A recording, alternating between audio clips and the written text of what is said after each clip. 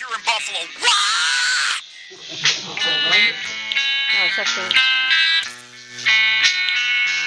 Hi, folks. Welcome back to Heard It on the Axe. Listen to a little fair trade there from one of your discs. One disc? How many discs did you guys have? None discs? Did you just record stuff and never put it out? They didn't even You should think about releasing this. They didn't even have this. We had a release, and we had 45 that were released. Oh, yeah? It was like, Like in demo 1975 dogs. or something like that. We were demo dogs, Yeah. Rich. We did tons of demos. Yeah, on Good Time Records, Rich Sargent was a producer. We did it at Trackmaster. The CD that you gave me, though, so that was never one complete album? No. No. It was just pieces. That was a compilation. You guys should put that out. Yeah. It's cool stuff. There's a lot of good stuff on there. Oh, my God, there's a ton of cool stuff. I think some of it needs a remix, though, but that's just my opinion. Sounds dated. To me. You know, speaking of that, while we're talking about remixes in studios, I want to thank Michael Hunn because my studio went down. I had no idea you couldn't set glasses of bourbon on the control panel. I didn't know Really? that. You know what? I see in the movies they do it. They do that all So, the time. you know, the bourbon spilled in my unit and it's gone. Yeah. So I went over to Michael Hunn's studio, who was nice enough to let me produce the fair trade spot there. And what a great producer Michael is. I mean, Michael's good. Mike's great at everything. he is. Yeah. So thank you, Michael Hunn. Mike. Thanks, Mikey. Okay, what I want to talk to you guys about is, I was talking with Mark, and he was talking about the Leonard Skinner connection that you guys have, which is, some of these stories were incredibly wild. This isn't like hanging out and just saying hi or being in the front row and them waving to you. We're talking about you guys in limousines with Skinner at post shows Like with them. dirt bike riding with Buxton and Alan Collins all night long, and then the next day he's doing the show and he's limping because he fell. And he got yelled at by the road manager, you know. Really? Those kind of stories. So tell me the first meeting. How'd the first meeting come to pass? Actually, Buxton. a car broke down. It was a limousine broke down, and I just happened to be driving by. And there was the guys from Skinner. I got their limousine going. They says, "Hey, you guys want to come see a show tonight?" I says, "Cool." So you just happened to, this wasn't even you leaving the show. This was just, you happened to be there. Yeah.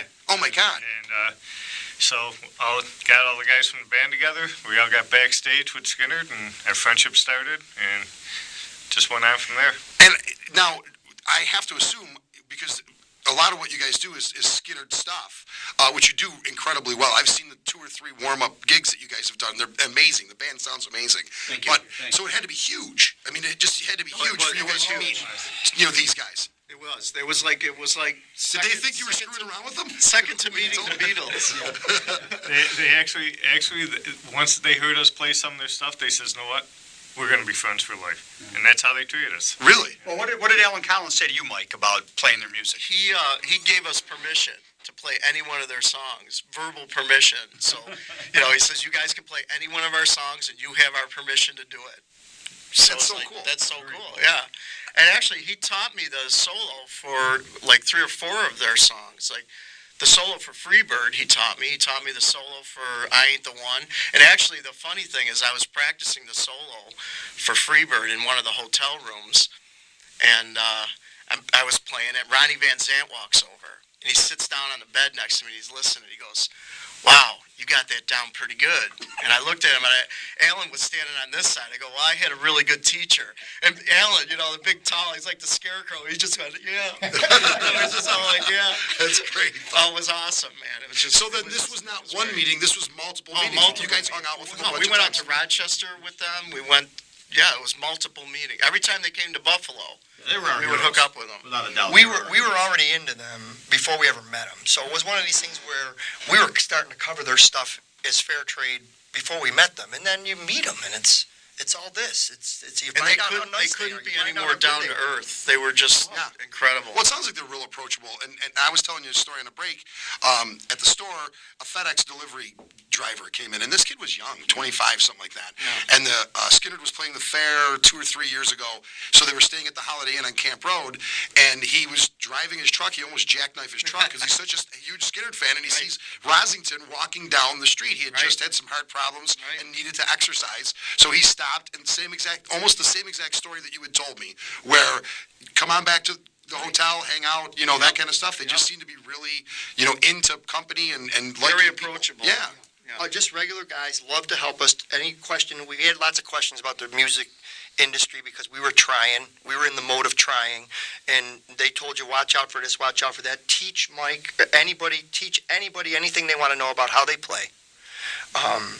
They were just totally great guys. And then to watch them, they put us in some pretty good spots at those concerts. Yeah, I'll bet. First row.